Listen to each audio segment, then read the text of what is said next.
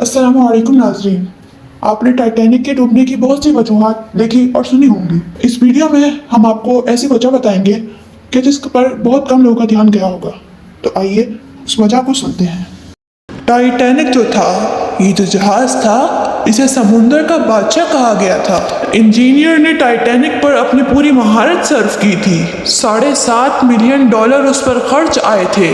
4 साल में ये तैयार हुआ और जब इसको ओपन किया गया तो दुनिया के सामने ये दावा किया गया कि ये ऐसा जहाज है जो कभी नहीं डूब सकता।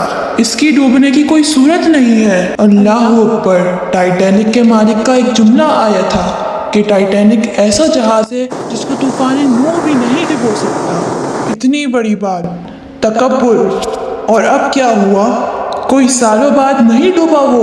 ओपनिंग सेरेमनी है, पहली ट्रिप है और चौथे या 5वें दिन समुंदर में एक कोदे से टकराया और डूबकर फना हो गया।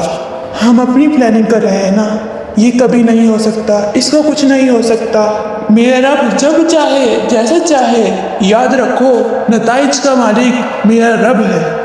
हम खुद कुरान में क्या पढ़ते हैं? मालिक यौमिद्दीन, रोज़े जज़ा का मालिक वो है, तमाम कायनात का मालिक है। हमें कभी इस बारे में बड़ी बात नहीं करनी चाहिए।